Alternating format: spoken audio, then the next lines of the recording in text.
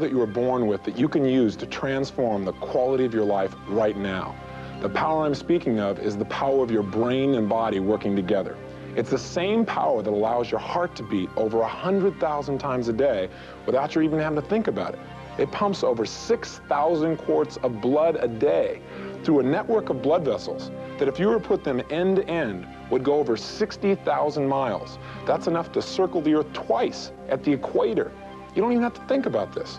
You've got a set of eyes that instantly make distinctions, over 10 million different color distinctions. You've got a set of muscles that, if they were to work together and pull in one direction, would equal 25 tons of pulling power. And all of this process is being run in a body that's made up of about 98% water, run by about a 3-pound lump of matter we call our brain.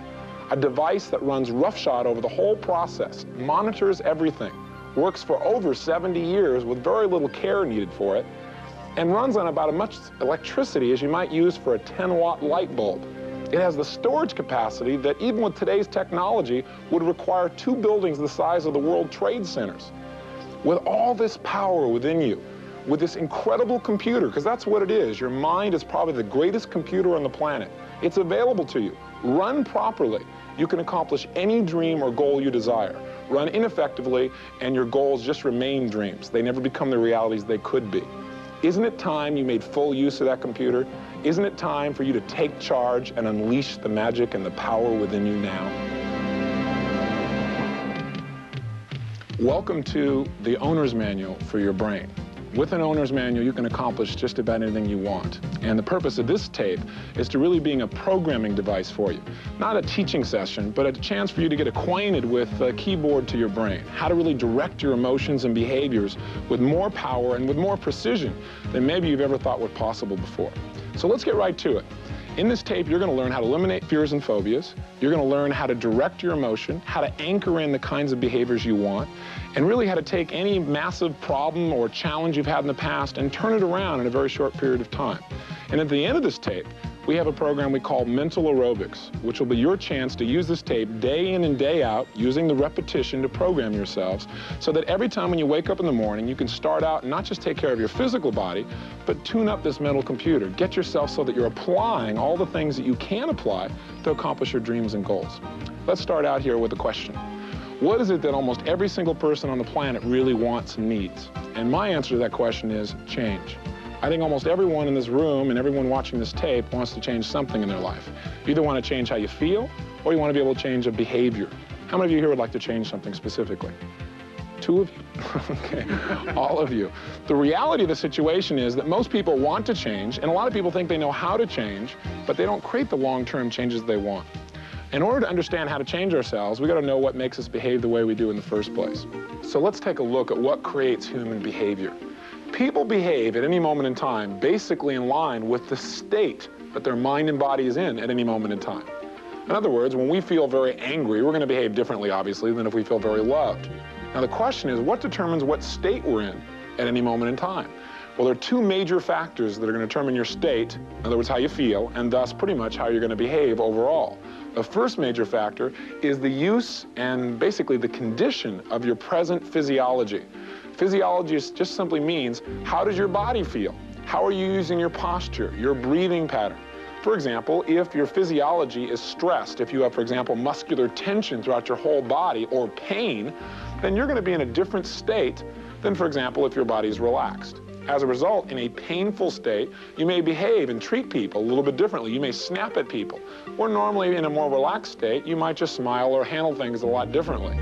So physiology is one of the first things that determines our state of mind. The second thing that determines our state of mind, and again, out of our state of mind is how we're going to behave, is what we call our internal representations. What that's a fancy word for, really, is how do we represent to ourselves what's going on in our world? There are 2 major ways in which we usually represent things, and that is by what we picture in our minds, and also how we picture things in our minds, as well as by what we say to ourselves or what we listen to and how we listen to it. How meaning, for example, the tone of voice you have when you talk to yourself makes a big difference. The tone of voice you have when you talk to someone else If you have a loving tone of voice versus an angry tone of voice, there's going to be a difference in state, and as a result, you're probably going to behave a lot differently, whether you're angry in terms of your internal voice or whether you're happy. So again, how you represent things in your head is going to make a big difference in your emotional state and your behavior. So let's come back to the first one. Physiology is the most powerful leverage we have for managing our states in our life. Those times when everything just flowed for you, your physiology was in a great place. You were in control. You were in charge. So let's just try something really simple. Think about this. If you were to find somebody who's depressed, that state of mind called depression has a specific posture and physiology associated to it. Somebody who's depressed, what does their posture usually look like? You tell me here in this audience. Where are their shoulders usually? Slumped. Okay, slumped. Where's their head? Down. Eyes are looking down. What's the breathing usually like? Shallow. Shallow, okay. What are the muscles in the face like? Are they tight? Are they relaxed? What are they like? Tight. Usually kind of droopy for most people when they're depressed. Tight, usually they have some anxiety. But if they're just depressed, it's usually kind of drooping and drop down like this. Now, if you take that exact same person who's depressed and do only one thing, that is change the way they're using their posture, you'll instantly change the way they feel and the way in which they behave. Now, again, I know this sounds very simple, but it's how the brain and body work. We've been teaching this now for about 5 years, and last year, the University of California at San Francisco did a study where they took a series of depressed people who had been through all kinds of therapies and made only one change. They said, I wonder what would happen if we put expressions on these people's faces of happiness, smiling, laughing, that kind of thing, but making their face go in an upward fashion and change their shoulder position. Their research showed that even with people who've been depressed for years, in 1 second's change from this physiology of depression to shoulders back, breathing fully, a smile on their face, instantly these people stop feeling depressed in that moment. Now, the key, of course, is to take it from changing how they feel in a moment to long term, which we're going to get into in this tape. So let's try it in this audience. And you at home who are watching, try this as well. If you're watching this videotape, instead of just slumping there looking at it and saying, what is he talking about? I can help you to learn quicker by putting yourself in an optimum state. So try this. All of you in the audience and you at home, sit the way you'd be sitting right now if you felt totally energized and excited. Breathe the way you'd be breathing if you felt totally energized and excited. Now, put a look on your face like you'd be like if you were really excited, really energized, breathing and feeling good. And raise your hand if right now you can honestly feel a measurable change in your state as you made this one subtle little change. Now try this. Go from this state to a state of feeling kind of bored and tired. Okay, back to energized. Quick, snap yourself up. You too. Make sure you do this if you would. Play with me, because I want you to be able to develop a pattern. So if you start to feel tired and lousy, you can snap yourself in real quick, real simple. Go ahead and be bored and tired again. Energized. Snap yourself a little faster. Bored and tired. Energized. Bored and tired. Energized. A little faster. Bored and tired. Energized. Energized. Now watch this again. Go ahead and go bored and tired. And notice the first thing you do to get bored and tired. Go ahead. Energized. What's the first thing you do to get bored and tired? Forward. Drop your shoulders down. What else? Change your breathing so it's what? Shallow. More shallow. Where do your eyes go? Down. Okay, so it's a lot like depression. Bored and tired aren't that far away from that particular state. In fact, a lot of people get depressed because they're bored and tired. Okay? So the reason I'm pointing this out and you go, well, this is really simple. It is simple. But the reality is most people do not manage the simple things that make the difference in the quality of our lives. And what I'm asking you to do is become consciously aware of what you already know. And that is the way in which you use your body is going to determine how you feel physically. And if you feel physically strong, emotionally strong, then you're going to get the most you can out of yourself. You're not going to be just barely making it through the day. And every one of us in life has to be able to do this in a moment's notice. Let's try something else. From where you're sitting right now, I want you to think of something that you don't feel like you could do, like it would be really tough and you don't think you could do it. And then what I want you to do is feel how it feels when you think about the fact that you're not sure you can do it. Where are the muscles in your body? Are they tense? Are they relaxed? Are you drooping? Are you upright? Just notice where you are when you don't think you can do something. You just don't think you can pull it off. Now, what I want you to do is I want you to adjust now to the most confident physiology you've ever been in your life. So sit the way you'd be sitting if you felt unstoppable. Like if you had a goal or an outcome and you were absolutely unstoppable, nothing was going to break through. Some of you have been through the Firewalk seminar. You might take that physiology where there's nothing in this world that's going to stop you. You've got to desire a goal, and that's it. Now, as you're doing that, feel it in your face, feel it in the way you breathe, feel it in the way you look, the focus of your eyes, the muscles in your body. Continue to feel these great feelings where you're totally confident and strong. And notice the difference. Now go from this state back to you're not sure. Somebody going, no way. Go back to like, oh, God, I'm not really sure. God, I don't think I can pull it off. Now, back into total confidence. Snap into a confident state where you are absolutely certain you can do this. There's nothing that's going to stop you right now. Make it in your face and your breathing. Now, while you're in this state, if you can feel the difference, and it's major, raise your hand so I can see that you can definitely do it. Anybody here not? Okay, you all feel the difference. Now, what I want you to do is in this same physiology, think about that thing you didn't think you could do a moment ago, but stay in this state. Think about things you didn't think you could do, but now you're in this state, and think about it. How many of you feel like you could do it now? Raise your hand if you think you could do it. So the reason is, have you ever had a project that was like such a difficult project, you didn't know where to begin, it was so difficult? Like, you know, where am I going to start with this thing? But then somehow eventually you got around to doing it? The only difference was you could always do it. You always had the ability. The difference is the way you looked at it and the way you felt. See, at one time you felt overwhelmed because of your physiology. Another time you felt strong enough to just take it on. So you can do this consciously. Now, what I also want to show you is that you can take on other people's physiologies and start to feel the way they do. You can consciously model someone else's physiology and get to feel the way they feel. So let's try something here. We've got a picture here of a couple of different people, and what I'm going to ask you to do is be an actor or an actress, even though you may not be, but to adopt their facial expression, their posture, and I want you to notice what it does to your body, that you'll start feeling like they feel. So we've got a couple examples here. I need some volunteers. I need a man volunteer for starters here. Can I have a volunteer out of the group here? Great. Why don't you come up here? Thank you. Give him a hand. Oh, yeah. Okay. Now, we've got some pictures here that we're going to show, and Vinny here has volunteered, so we're going to start with this one right here, Vinny. What I'd like you to do is just, to the best of your ability, it doesn't have to be perfect, adopt the physiology that you see here. Take on the same, you might start with your legs in the same position, basically, then move your arms in the same position, then move so that your shoulders are basically in the same place. Try and take on the same facial expression, the same head tilt, same eye tension and relaxation, same mouth position. How do you feel right now? I feel pretty good. I feel pretty excited. Oh, you really sound like it, Vinny, I'll tell you. Now, take a look at it again, and there's something you aren't doing that would make a difference. See what you're not doing with your body. Okay, there's some of his mouth. Also, he's extended more. Pull your body up higher. Now, how do you feel? I feel much, much better. Okay. What would be an emotion to describe the state you're in? It's like I just completed something that I was really proud of, and that I'm like really great that I finished it. Fabulous. Very good. Thanks. Give me a hand. Have a seat real fast. That one's pretty simple. Let's try another one. How about Mary Jo? Why don't we have you come up here and help us with this one? It's a little leaning physiology here. Take on the same facial expression, same look in your eyes.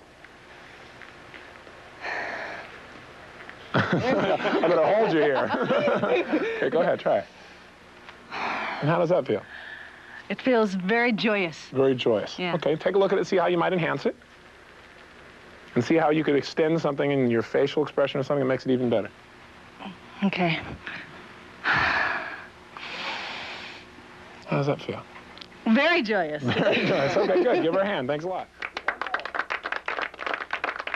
So what we're having these people do by duplicating someone's physiology is just basically send the same messages through their physiology into their body, so they're duplicating or creating very similar states. They begin to feel similarly, and they've got a very strong advantage in possibly even behaving in a similar way.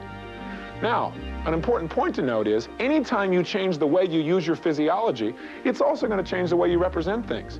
Meaning when you feel physically vibrant, it tends to change the way you look at the world, the way you talk to yourself about things.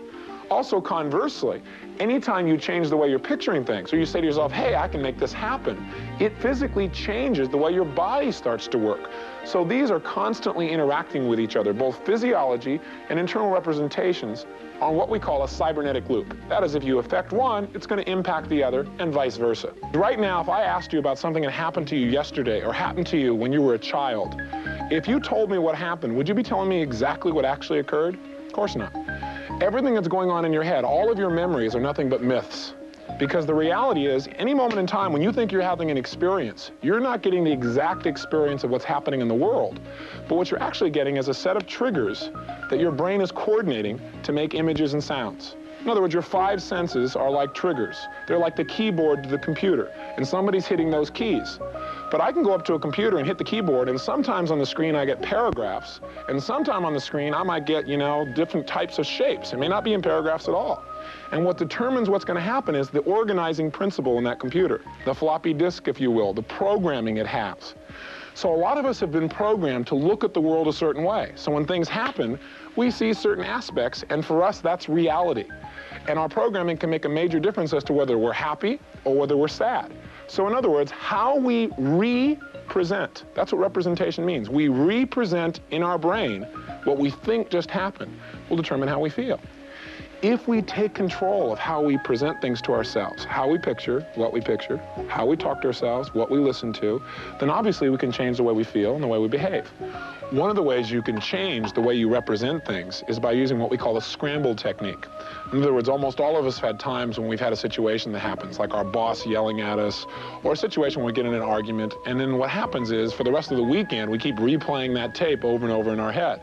So it's really important to be able to change that. And one of the ways to change that is literally just to take that mental movie and run it backwards, to change some of the colors and the shapes and the way in which we perceive it. And if we do that enough, if we keep rewinding it and changing it, in essence what we do is we change the way we're going to see it in the future. And when we see it in a new way, we feel a new way as well.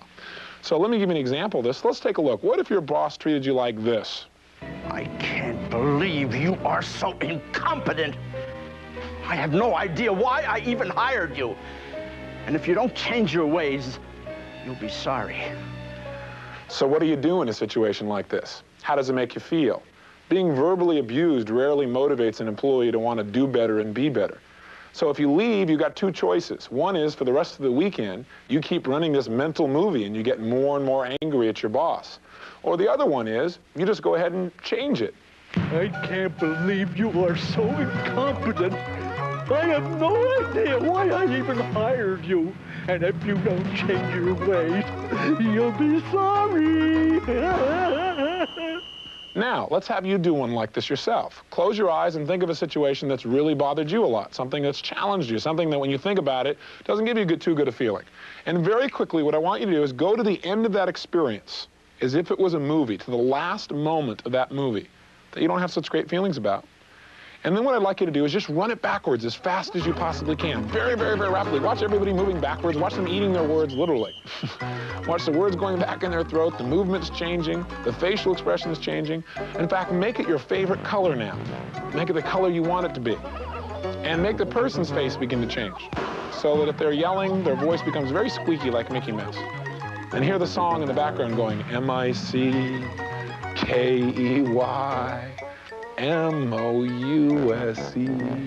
So with the scramble technique, all we're really doing is changing the way you're representing something in your head. By running it backwards very, very rapidly and forwards and changing some of the colors and shapes, all we're doing is rewiring the way you remember it. So in the future, when you try and represent that situation, it's represented in a way that makes you laugh or puts you in a humorous state, or at least a neutral state, instead of the old pictures and sounds that used to make you feel really lousy. Take a look here at this example here. As you can see, this is an old woman. Now, take a good look at this old woman and think about what state she might be in if you looked at her face. Now look at this picture here. As you can see, it's another old woman. Now take a look at her and decide, what state is she in? How is she feeling? Is she happy? Is she sad? Now, this second old woman is not an old woman at all. According to the artist who drew it, this is a picture of her beautiful daughter. Can you see the beautiful daughter there? None of you can? Take a good look. So as you can see, if you begin to make these little changes, if, for example, you see the old ugly woman and you begin to look at her and you notice that her chin is actually in her coat, that's what it looks like initially.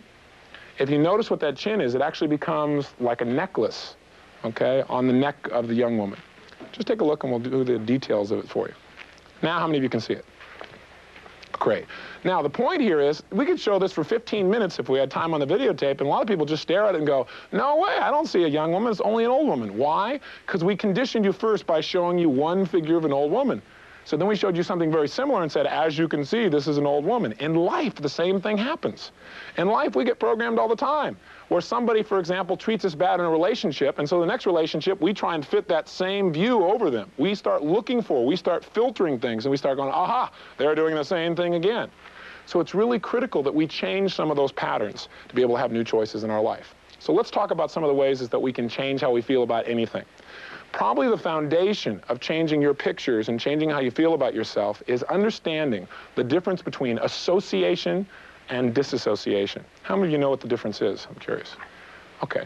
If you don't know the difference, let me give you a kind of an experience of the difference. First of all, I should say to you that the difference between understanding whether you're associated or disassociated can be the difference between being totally happy in your life or being really sad. Think about this. Let me show you an example here. Some people in their life, when they think about happy memories, see them kind of like this. Let's take a look at a little piece of film here. And as you see this film, now you get to watch people in motion in a movie, and it's in color, and you get to watch people going up and down the roller coaster. That's called disassociation. You're seeing someone else, or you could be seeing yourself from a distance. Now let's watch this movie.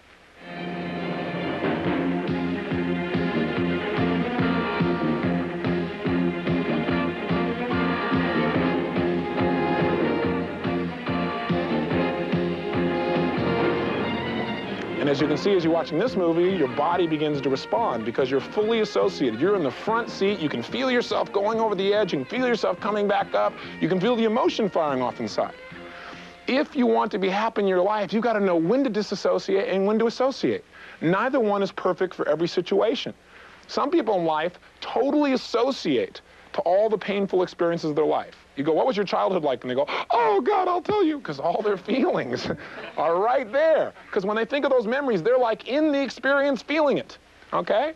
And then you say, well, tell me about some of the happy moments of your life. And they go, let's see. And they go, oh, yeah, I remember a time. And they picture times, but they're not there. They're not feeling it. They're not in the front seat of their life. So there are ways in which you can try this. There are ways in which you can associate yourself. And there are ways in which to disassociate. And the simplest way to associate to something is imagine in your mind stepping into the experience, stepping into the picture. Let's try something here. What I'd like you to do is close your eyes. And I'd like you to think of a happy moment in your life. Any happy moment at all. It's a time when you felt especially like you had a lot of fun. Maybe you were being especially devious as a child and having fun doing it. Maybe you're just joyous, any state you really like, but think of a time when it really felt good. But what I want you to do is this. I want you, as you remember that time, to step out of the experience. Now, if you're not good at visualizing, remember how you felt then, and just kind of push the feeling away so you don't feel it. If you're good at visualizing, step out of the picture so you see yourself over there. And as we do this, notice how you feel as the feelings and the pictures and the sounds are over there. Does it feel as good as it did way back then? I highly doubt it. And notice how that feels. Notice how it feels when the picture's over there, when you're disassociated. Now try this. Step into the experience. Step back in the picture. Feel like your body is feeling it now. Breathe the way you were breathing then when you had this experience. Put the expression on your face like you had then when you had the experience. And notice how good it feels. Hear what you heard then, hearing it in your own head like you're saying it now. And as you're doing this, you're beginning to associate. And raise your hand if this feels measurably better than the first example. Great. And then just simply open your eyes. Now, people who are very happy in their life tend to find all the happy moments they can remember and fully associate. They step into those pictures. They're there. They take the painful moments of their life, if there's nothing they can do about them and they're no longer a part of their life, and they simply disassociate. They make those pictures and they push them away. Or they take those feelings and in their mind, they push them away from themselves. They're not a part of their physical body. You have the ability to do this with just about anything. Hey, can you remember movies that you used to watch when you were a little kid that just seeing them just to like really scare you completely? And then didn't you eventually develop the ability out of wanting to not be fearful, many of you, where you could watch that same movie and kind of laugh or giggle because you just realized you'd said, well, it's just a movie. By saying it was just a movie, what were you doing? Simply using your language to disassociate.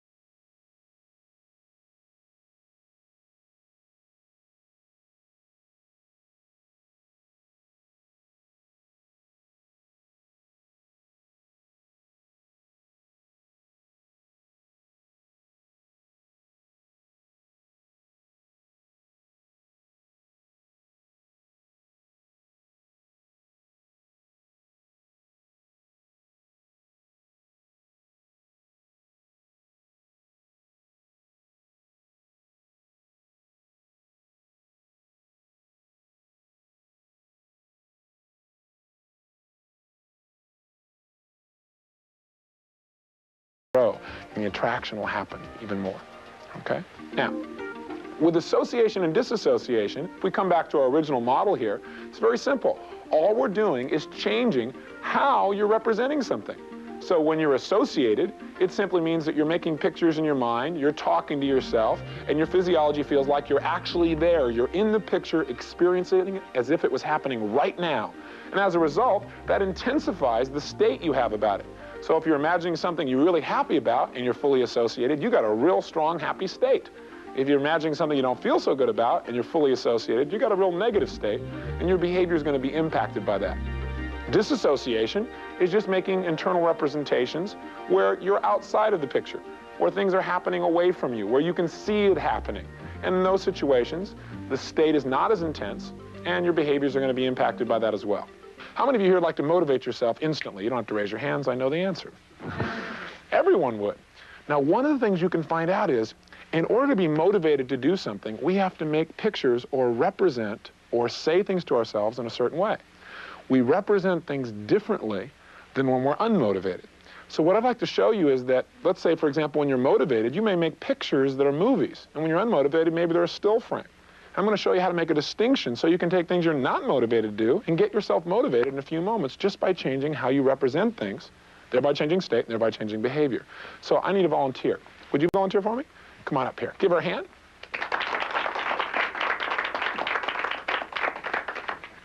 How are you? Hi. Have a seat. All right, Wendy, what I want to do is I want you to, first of all, think of something that's happened in your life or something when you think about it, it gets you really totally motivated. Is there anything like that in your life that if I said, hey, you want to go do this or do you want to take part in this, you get really motivated?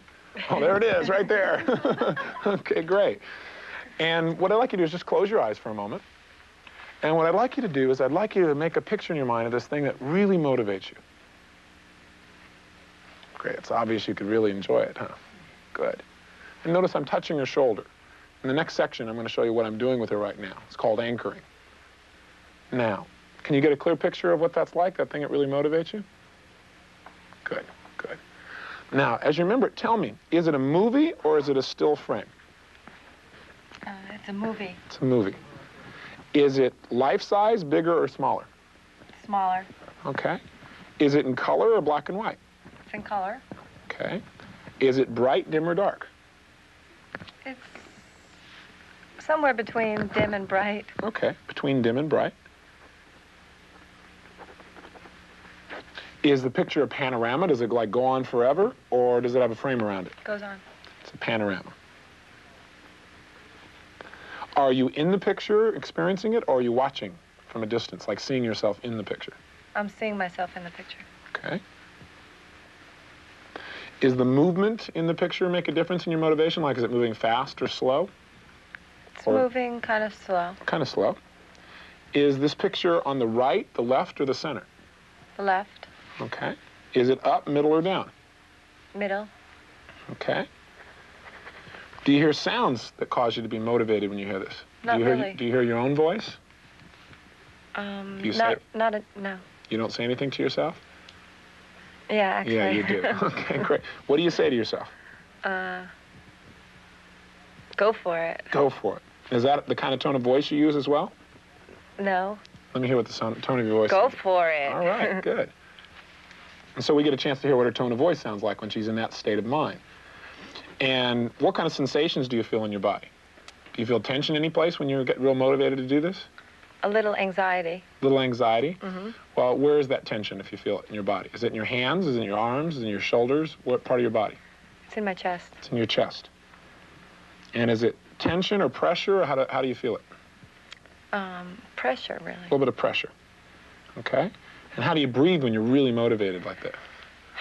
There you go, good. And what are the facial muscles like in your body when you're really motivated? Do you feel any feelings up in your face? Yeah. What kind of feelings do you feel? What kind of sensations? Like a determination, like... Okay. And she's showing us what she does with her body and her face. So what we're looking for is, when she's motivated, what does she do with things that she does in her head? How does she look at things? How does she speak to herself? What does she say to herself? And in addition, what does she do in her body to maintain that state of motivation? Because if we learn how she does this here, we can have her do the same things, make the same kinds of pictures, same kinds of body sensations, and she'll be motivated to do something else. Now, what I'd like you to do is open your eyes for a moment, and then close your eyes again. And I want you to think of something you're not motivated to do, but would like to be motivated to do. Something that right now it's like you'd like to be motivated, but you're not. Maybe like working out, if that's something, or cleaning your room, or anything that you'd like to be motivated to do. You really would, but you're just not motivated to do it right now. Can you think of something like that? Mm-hmm. Can you make a picture of that thing that you're not motivated to do, but would like to be motivated to do? Mm-hmm. Tell me, is it a movie or a still frame, this picture? It's a movie. It's a movie. Is it moving at the same speed, faster, or slower than the other movie where you were motivated? Slower. It's moving slower. Is it in color or black and white? Color. Okay. Is it bright, dim, or dark? Dark. Dark. Is it a panorama, or does it have a frame around it? Has a frame. Okay. Are you in the picture experiencing it, or are you watching it from a distance or seeing yourself in it? I'm watching it from a distance. Okay.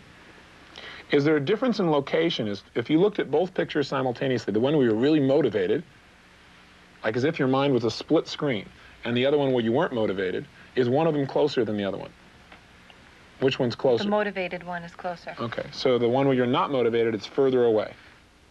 Okay? The one that you're not motivated, is it on the right, the left, or the center? The right. Interesting. Do you notice all the opposites and the differences here? Great. Is it up, middle, or down? Down. Okay. And do you say anything to yourself about this thing that you're not motivated to do? Yeah, it's pretty obvious there's a little difference there, isn't there? What do you say to yourself? I'm too tired to do this. I'm too tired. Is that the tone of voice you use? Yep. And what kind of sensations do you feel in your body? Do you feel tension or relaxation? Like a laziness. Laziness. Heavy feeling or light feeling? Heavy. Heavy. Where do you feel that heaviness? In the lower half of my body. Lower half of your body. I want you to make this thing you're not motivated to do, make it into a movie that's moving just as fast as the movie where you're motivated. What happens when you make it go just as fast? I feel a little more motivated to do it. Okay, and can you see the difference, those of you here and those of you on camera, in her face when she gets a little more motivated? There's a little determination that begins to happen there if you watch her face, the muscular tension. What I also want you to do now is make that picture of the thing you weren't motivated to do and are becoming motivated to do now much brighter. And how do you feel now? Does it make any difference? Mm-hmm. How much of a difference? On a scale from 0 to 10, how much more motivated are you? 10 being totally motivated, where are you now? 7. 7. Where were you when we started this before we made these changes? 2. 2. Okay, so brightness makes a big difference in how motivated this woman becomes. Let's try this one. Make it into a panorama. So it's unending, it just expands. Okay, does that make a difference? Mm-hmm. Where are you now? On a scale 7.5. 7.5. Okay, that one doesn't make as big a difference for her as brightness. How about this one? Bring it closer. Bring that picture much closer. So it's just as close as the motivated picture was. And where are you now? 8. 8. So this one also is important, but not as powerful as brightness. Try making it even brighter. What happens now? More. Even more. Great.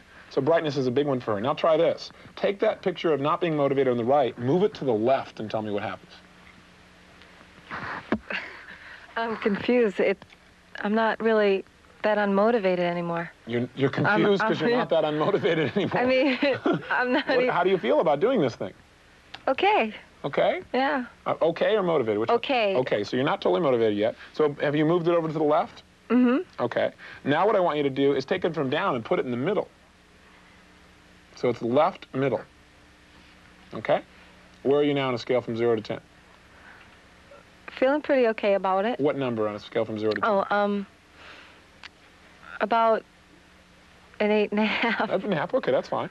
Now what I want you to do is I want you to say to yourself, go for it. The same way you do there. Go ahead. Go for it. Yes, how do you feel now? I'm ready. I'm ready. Now, what number are you on a scale from 0 to 10? 9 3/4. 9 3/4? Okay, create some pressure in your chest. And say, go for it, while you got the pressure in your chest.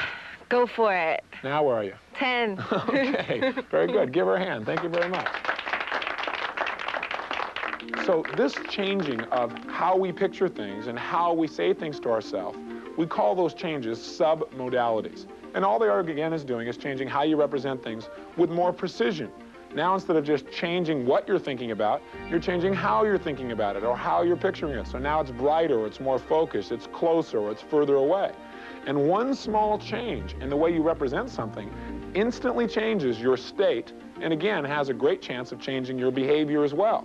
So what you want to learn to do is discover which subtle changes in how you picture and how you speak and how you listen to things make the biggest changes in your state and make the changes in the state that you really want.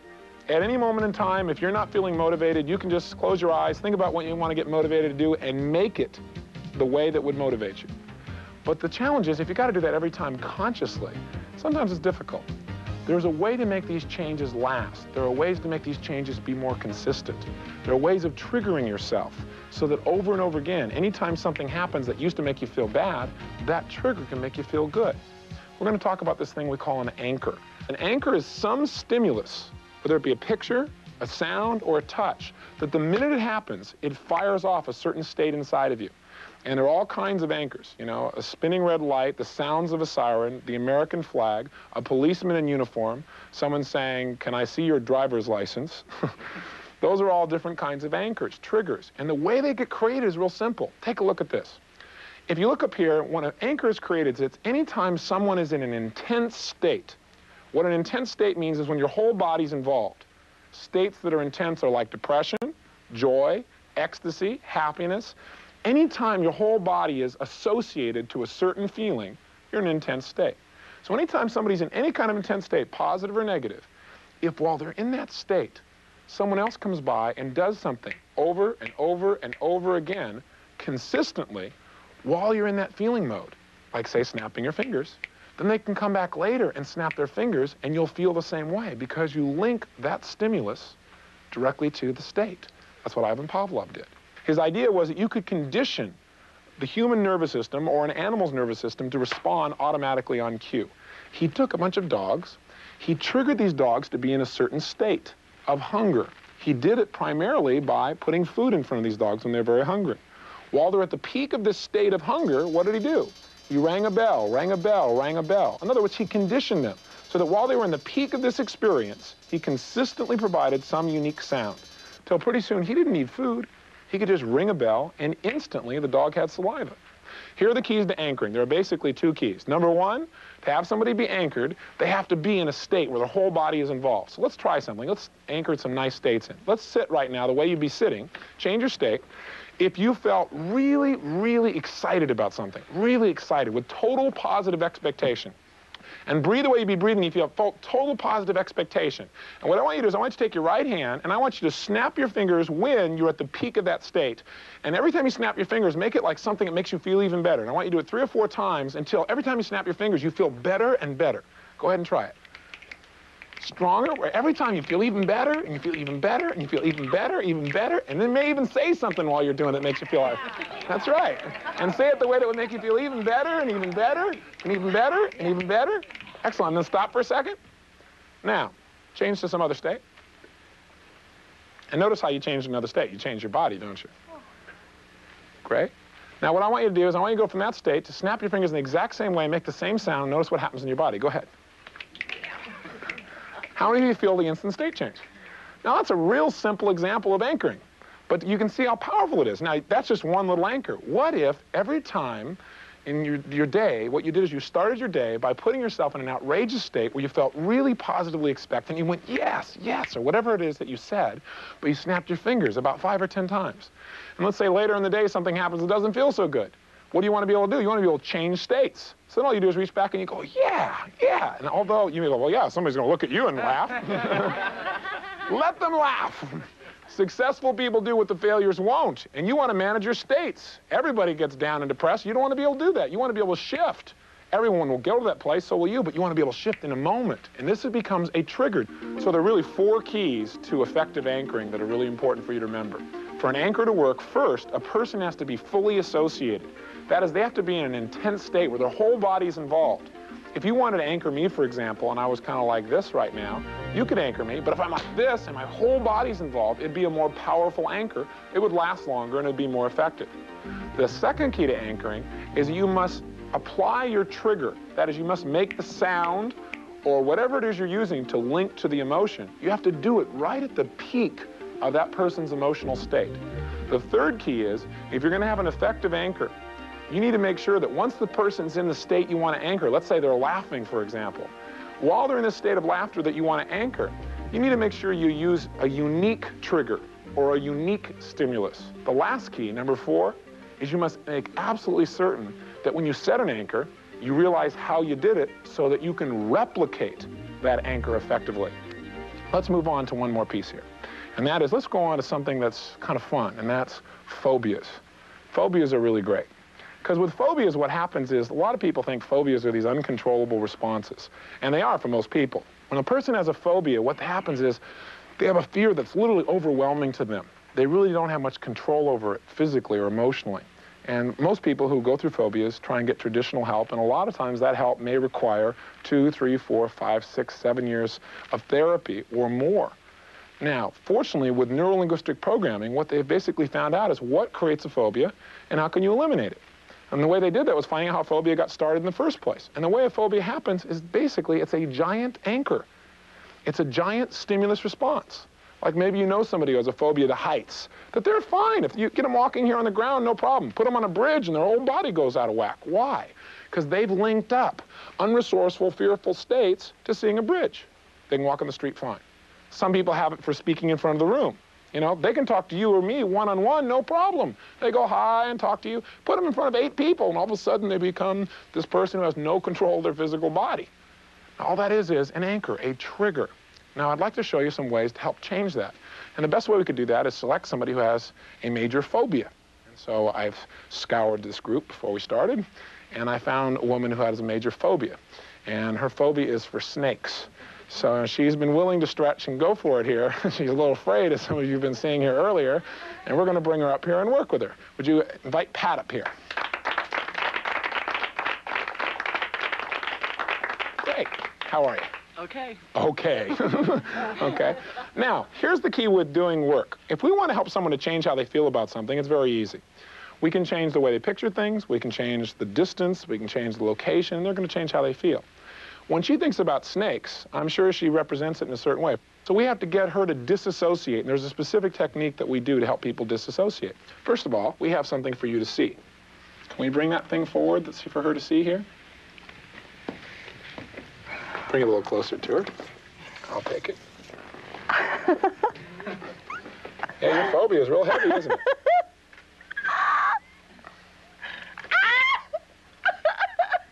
Say hello. Hello.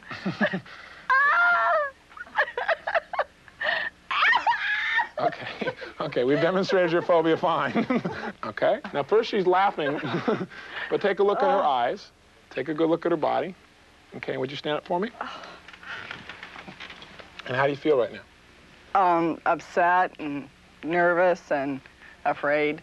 Okay, you don't have to cry. Okay. I didn't do this to make you unhappy. I just wanted you so that you could see the difference and they could see the difference. Now look at the way she's holding it. How is she able to do that? I don't know. That's a... Would you like to know? Sure. Okay, great. So here's what I want you to do. Turn towards, come over on this side for a second. Okay. Right here, like this. What I want you to do is forget about snakes for a second, because I don't Okay. want to talk to you about snakes. No, she goes, okay, no problem. Has there ever been a time in your life when you felt especially strong? Yes. Show me how you stand when you're especially strong. Great. And as she stands that way, what I'm going to do is reach over and touch her shoulder in a certain way. Now, you remember how you breathe when you feel especially strong? Yes. Okay. And I touch her shoulder right when she's breathing that way. What I'm creating is an anchor here. Now, what do you say to yourself when you feel really especially strong? I'm hot. You're hot. Good, good. And how does that feel when you're hot? Great, ecstatic, light. Good, good. Have you ever laughed hysterically? Yes. Okay, I mean where you were laughing not out of fear, but because it was fun? Right. Okay. Okay, good.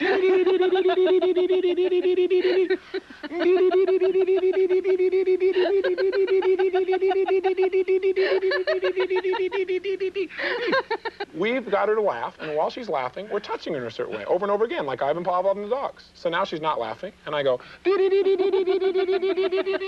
you see she starts to laugh again. I can touch her here, and she feels those feelings again. In fact, you can see where her body goes. Okay?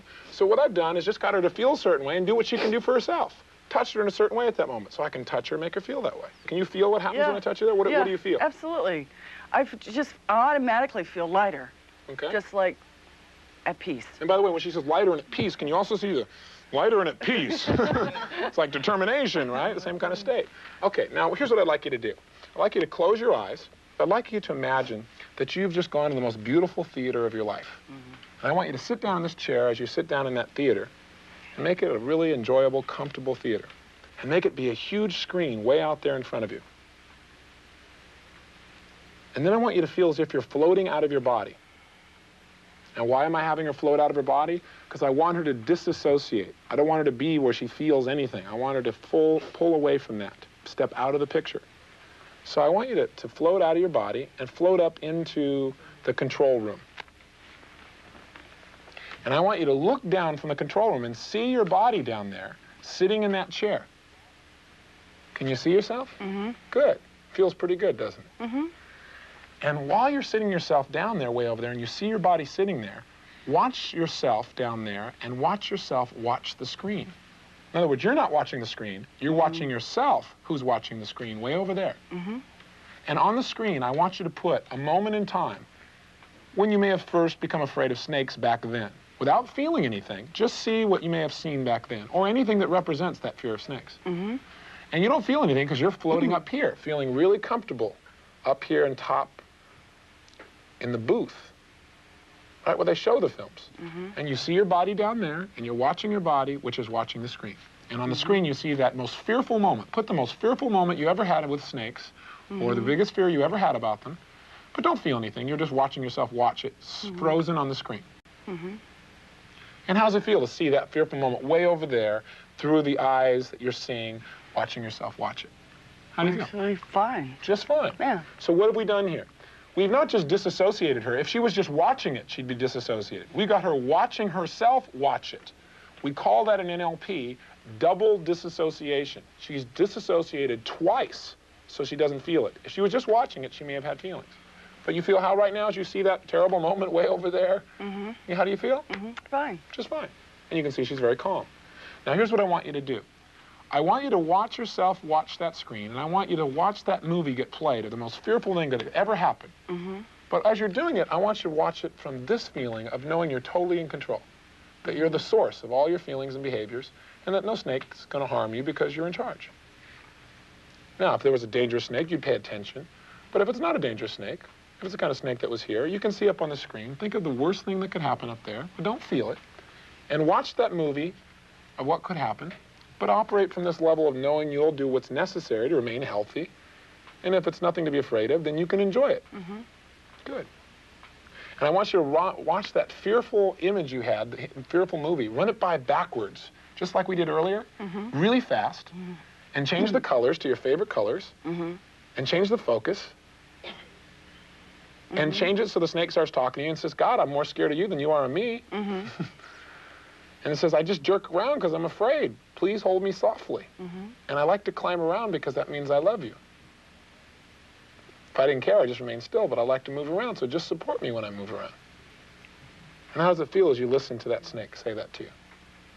It's comical. It's funny. It's funny. Yeah. Great. And imagine touching the snake, and what's your favorite texture in the whole world? Let's see. Smooth things or rough things or? Like a mohair sweater. A mohair sweater. Great. And what does it feel like when you have a mohair sweater? It's soft and cuddly and feels great on the skin. Feel the snake come across you and feel it as if it's a mohair that got shaved. And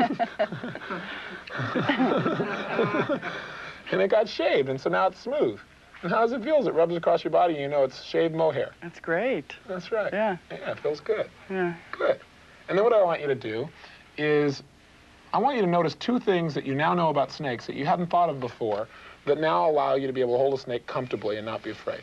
Especially if you know it's not a dangerous one. It's not a rattler, and it's not, you know, it's not a dangerous snake in any way. Because you want to pay attention. If it's a dangerous snake, you want to protect yourself. That's smart.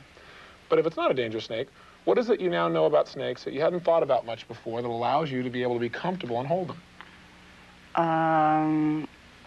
We were supposedly came originally from snakes and reptiles.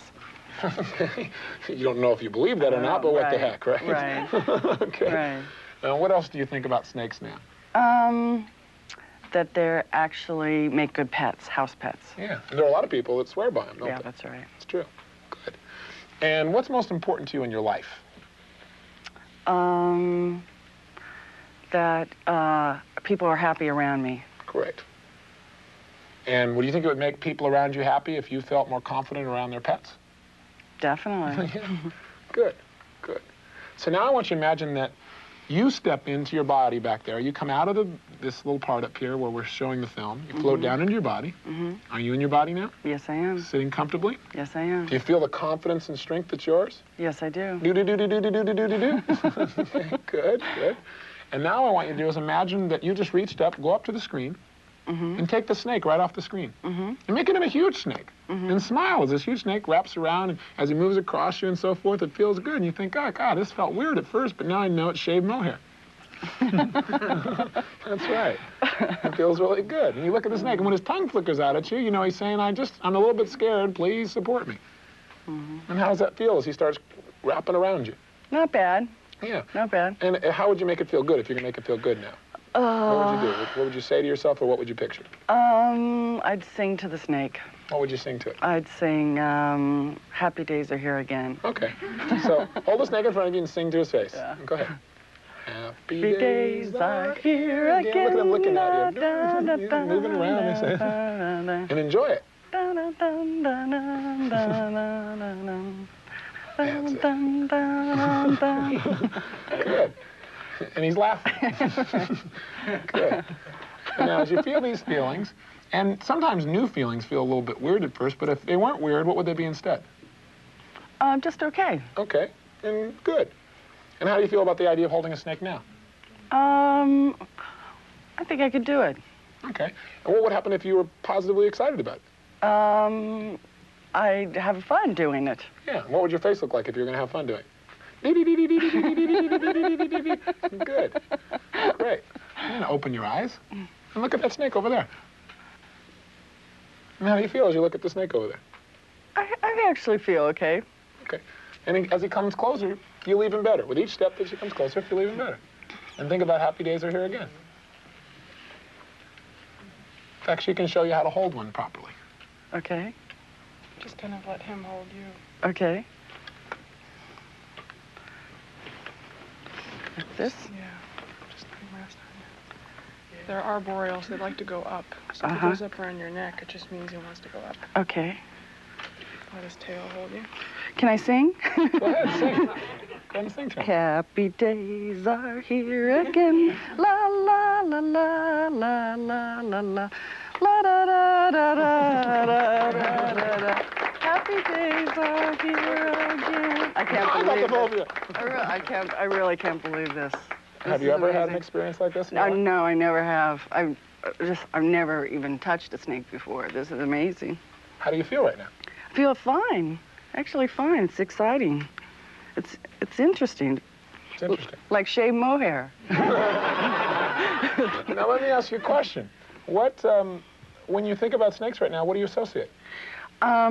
Actually, you know, overcoming my barriers and having a good time. And how long had you had this fear or phobia? 34 years. 34 years. And how long did it take to change this? How long have we been doing this? 10 minutes. Yeah, it's tough to create change, you know. Now, what do we do? This is amazing, really amazing. All we did is when she thinks snakes now, she has different sensations, different physiologies. I got her to laugh and feel pride. I touch her and feel pride while she's thinking about snakes. Now when she thinks about snakes, she has a certain amount of determination. She has a certain amount of laughter, a certain amount of humor. She sings to them. So I've associated those feelings to snakes. So now she goes into a different state when she thinks of snakes. Her other state was almost crying. Does she look like she's almost crying now? Amazing. This is amazing, really amazing. So you can do this with anything.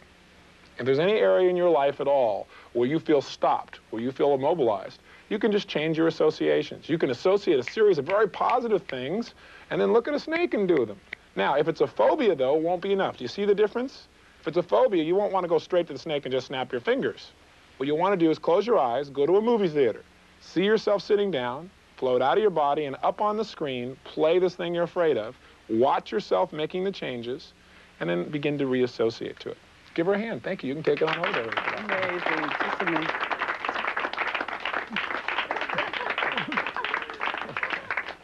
Okay. So what did we just do with Pat that allowed her to overcome a 34-year phobia in a matter of minutes? It was actually pretty simple, and it's something you can do very easily.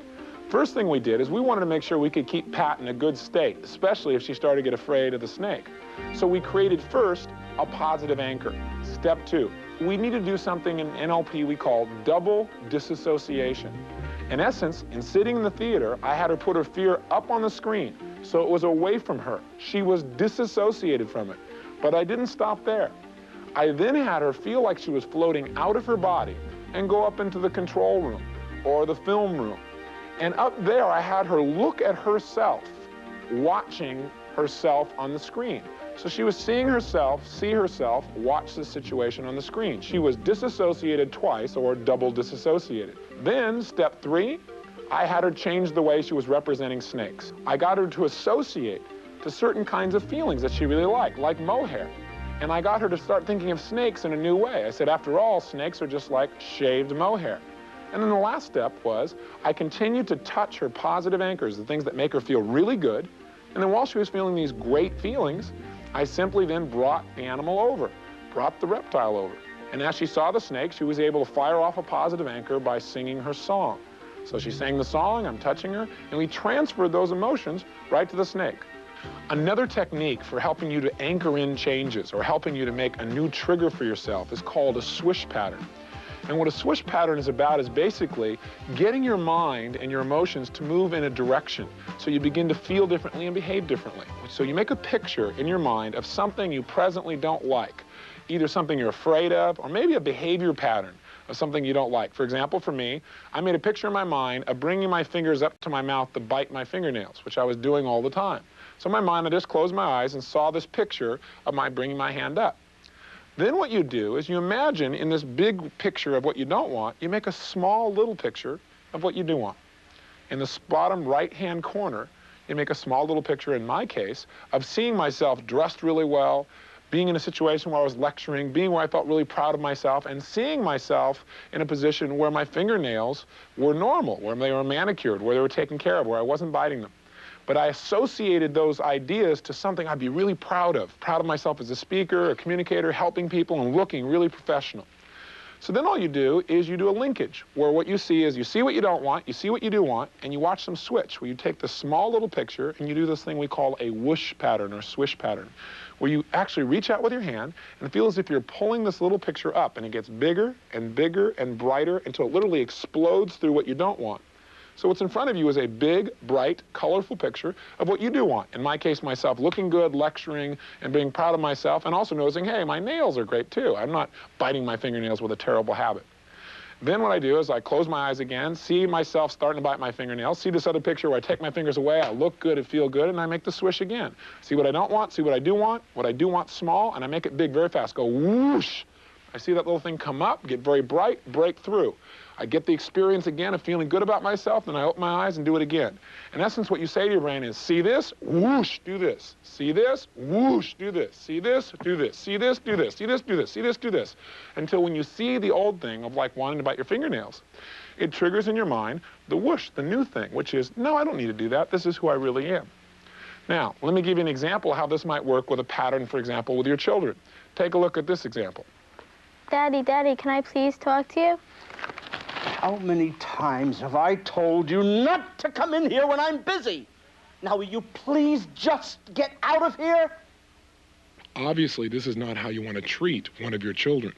But that's the first step to a swish. See how you're behaving now. Second step, think of how you want to behave. Get a clear picture of what you'd like to behave like in the future. Here's an example. Daddy, can I please talk to you? Look, sweetheart, give Daddy 5 minutes to finish up in here, and then I'll give you all the time you want, okay? Now that we understand how we used to behave and how we want to behave, we're going to use the swish pattern to create a connection in our mind so that in the future, the old behavior triggers the behavior that we actually want. And here's what you do. Set them up. So you have a big, bright picture, maybe with a red background, of what you don't want. In the bottom right-hand corner, make a small, dim, green picture of what you do want. And all we're going to do is switch them. We're going to make the little picture all of a sudden grow and get big and bright and break through the red picture. And the best way to do it is reach down as if you're holding that green picture, and with all the strength you have and with a big smile on your face, go whoosh and pull that picture up and feel it break through the old behavior. So now in front of you is a big, bright, colorful picture of how you want to behave. Feel the victory. And then you go back again. You make the big red picture of how you don't want things to be, the way you're behaving now. You make the small, dim picture of how you do want things to be in green, and then you switch them again. Reach out and grab it, have fun, and go whoosh, break it through. Again, do it again. Make the switch, whoosh. Again, do it again, whoosh. Again, whoosh. So this is just one example of how to use it. So let's do a switch pattern together. Let's do one with a fear. It'd be really easy to do. Here's what I'd like you to do. All of you here and all of those of you who are watching on video right now, I'd like you to close your eyes for a moment, and I'd like you to make a big picture in your mind of something that maybe creates for you feelings of fear, or maybe a negative feeling or emotion that you had about some behavior you used to have. Something you'd like to change, for example. Let's start with a fear. That'll be an easy one. Think of something that you have a fear about and make a picture of it in your mind. Firewalking might be an example if you can't find any other one. And when you got a picture of a fear in your mind, just say yes in this audience so I know that you have it. Yes. Great. What I want you to do is in the bottom right-hand corner of this picture, I want you to do what you just watched happen on the screen. That is, I want you to make a small picture seeing yourself as you would be if you were free of that fear, but also seeing yourself the way you would be if you were like totally proud of yourself, if you felt really good about who you are as a person, something that would really motivate yourself. So get a small picture and make it kind of dim and kind of dark of how you want to be, a direction you'd like to move towards. And when you have that little small picture of how you want to be, one that would inspire you if you were like that, then just say, yes, I know you have that as well. Yes. Great. And you at home, hopefully you're doing this now as well. Good. Now, what we're going to do is reach out with your right hand, with your eyes remaining closed, and then act as if you're grabbing on to that one little spot, that one picture of how you want things to be. And what I want you to do is when I say now, you're going to grab it and you're going to literally pull it up towards your face on an angle and fast, where you're going to say the sounds of whoosh. And what will happen is as you do it, as long as it takes to say whoosh, that picture will grow as it comes up, it'll get brighter and more focused, and it'll break through the old picture of how you don't want to feel or be, and it'll replace it. It'll be bigger and brighter and more colorful, and you'll enjoy it. Have fun doing it. Do it with a smile on your face as well. Ready? Go. Whoosh. And then open your eyes for a moment after you feel good. Close your eyes, and we're going to do it again very quickly. The key to the swish pattern is to do it very rapidly and do it succinctly. Do it where you see the breakthrough and feel the success. See the old picture of what you're afraid of? Make it big. Make a small, dark picture of how you want to be. When you do the whoosh, make the small one big and bright and colorful and feel good and feel the breakthrough. Ready? Go. Whoosh. Open your eyes. Close your eyes. Let's do it again. See the scary picture, the thing you're afraid of? Picture what you do want small. Make it big. Ready? Whoosh. Make sure it's bright. Make sure you feel it before you open your eyes. You feel the success. Then open your eyes. Close your eyes. Do it again. Ready? Whoosh. Open your eyes. Close your eyes. Do it again. Ready? Whoosh. Open your eyes. Close your eyes. Do it again. Whoosh. A little faster. Open your eyes. Close your eyes. Do it again. Whoosh. Open your eyes. Close your eyes. Do it again. Whoosh. Now, think about this thing that would make you afraid. And what happens? How many of you, when that happens, either you can't think of the old picture of what scared you, or it triggers a new picture of how you want to be? How many of you get that? Great. So the new picture will pull you forward. So that's what I do with my fingernails. I just saw the picture of my biting my fingernails, then I saw one where I took my hands away, and I took charge of my life. And that was inspirational for me. I did it enough times till, guess what? The next day, I didn't even bite my fingernails till about 2 o'clock. All of a sudden, around 2 o'clock, I found my fingers in my mouth. Now, I could have said, well, that failed. I didn't say it failed. I just said I need to anchor it in more. I need to do a few more repetitions with more intensity in my feeling. So I did about 15 more whooshes, and I haven't ever touched my fingernails since. So it's something you can do to change the direction. And what it does, it didn't just make me feel different about my fingernails, but it got me to now think of when I started to do things that would make me bite my fingernails, it now makes me think to be like the person who's elegant, who I respect, who I want to be. So I found myself doing a lot of other things I wasn't doing before, like just picking things up around the house if it was in the way. Before, I just let it go. But see, the kind of person I pictured in my mind wouldn't just let it go. He'd pick it up and handle it. So it not only changes the emotion in the moment, but it kind of changes the direction of how you think and how you behave. It has what we call a processional effect. That is, if I drop a stone in the water, it just doesn't have an impact right when it hits the water, but it has that circular ripple effect that expands throughout the whole pond. So even though it's very simple to do this pattern, doing repetitions of this can totally change the direction of your thoughts and your behaviors for a lifetime. So don't take something that's simple lightly. Think of the things, think of the kind of person you want to be, think of how you feel about things now, and do swish patterns like this on a daily basis, and you'll begin to manifest your dreams more rapidly than you probably ever thought possible. Basically, what we've been studying in this tape are some very simple and effective ways of governing our own feelings and our own behaviors. Almost everybody in life wants to change how they feel about these two things. They want to change their feelings or emotions about something, or they want to change their acts. We found that all human behavior comes basically from the state that your mind and body is in at any moment in time. And what we've learned here is that there are two major factors, again, that determine how we feel and how we behave. One, the way we're using our bodies. Our bodies are kind of like a television set. If you turn the channel, you're going to get different signals and you're going to see different pictures in your mind. Our bodies, we can turn the channel by the way we use our posture, by the way we breathe, by our diets. And we learn here that just by changing our facial expressions, with the 80 different muscles in our face alone, we can change our emotional state from depressed to totally excited in just a minute or so. The other thing we learned is how we represent things.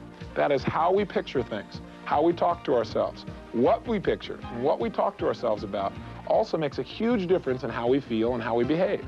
We learned that obviously with positive thinking, we're to change what we picture. If we are picturing something that makes us feel bad, think of something that will make us feel good. But we also learned about things like association and disassociation. How when we picture things, if we're in the picture, it has a much different impact than, for example, if we're away from the picture at a distance. And we learned that it's time in a relationship to be associated to things that we really love about a person. And in a relationship, if we want to stay very happy, sometimes we have to disassociate from the things that wouldn't make us so happy. We learned that there's no right or wrong, but that our perceptions are governed by the way we organize the pictures, sounds, in our body. We also learned that if we have memories or painful experiences of our life, that we don't have to carry them around with us forever, that we can literally reprogram our minds in many ways. One, through a process we call the scramble technique, where we simply rewind the tape so many times, going forwards and backwards, making a few changes till the tape is new, so that when we think of the memory, we have new feelings, new pictures, new sounds, and they empower us, or they make us laugh, or they make us feel neutral, or they allow us to just reevaluate our life from a position where we can make intensive, positive decisions, but without having all the negative feelings. We've also learned how to manipulate our submodalities. Again, where we picture things, how we picture things, what we say, how we say, in order to go from unmotivated to totally motivated about things that in the past maybe weren't too exciting to us. So we've learned how to change our feelings about objects, ideas, and behaviors. Also in this process, we've learned a little basic ideas of how to eliminate phobias. And by the way, I know we went through it rapidly, but you can go back and you can watch that over and over again until you understand how to do it. To be able to take a 34-year phobia and eliminate in that shorter period of time should hopefully entice you and make you curious until you master it. Lastly here, we taught you a little bit of how to do what we call a swish pattern and how to do some anchoring. Those are ways to make sure that when you make a change in how you picture or make a change in how you use your body or how you feel, how to make it last through time. And you've learned some ways to do that.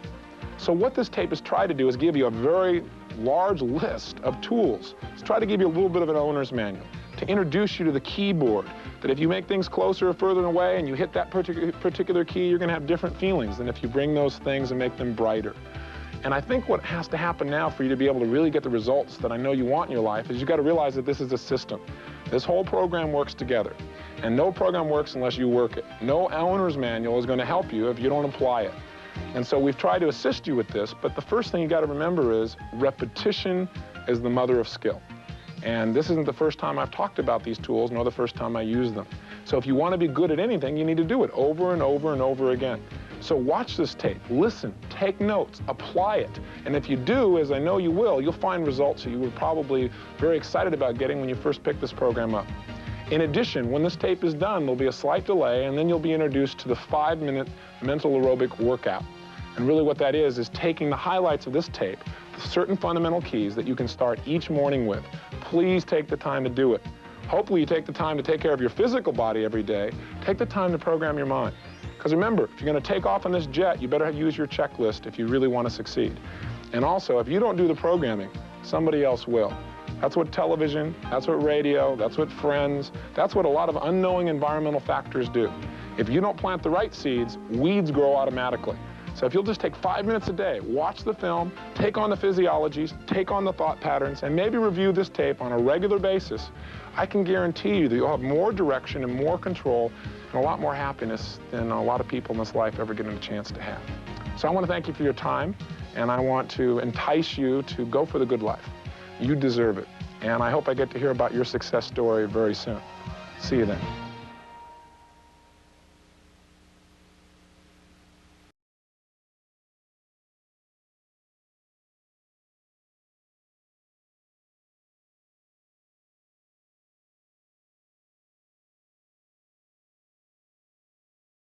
Welcome to Mental Aerobics, a chance for you to tune up your thinking and get yourself in a state of mind where you can get the most out of your day.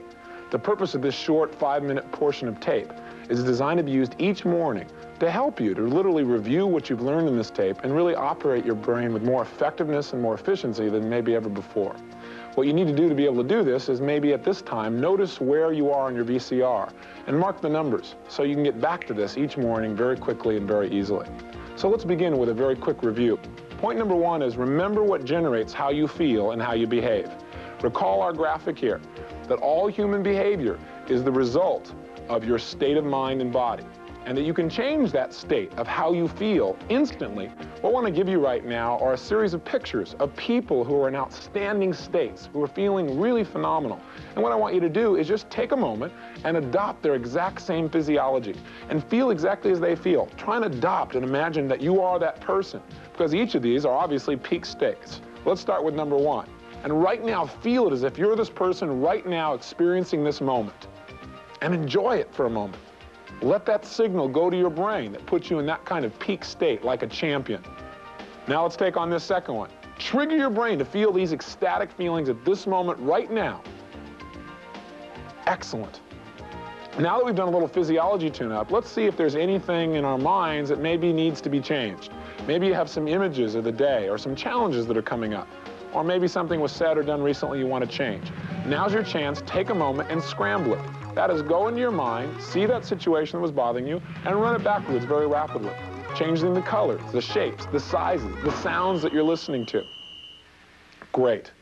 Next, close your eyes right now and get a big, bright, clear picture of how you want this day to be, of how you want to live your life today.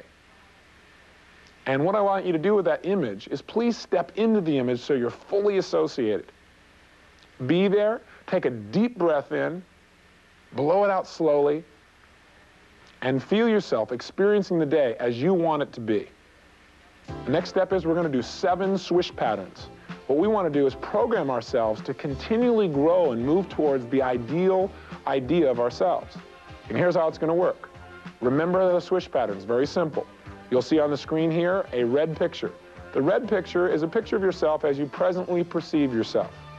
In the bottom right-hand corner, you'll see a little green square that's kind of dim here to start.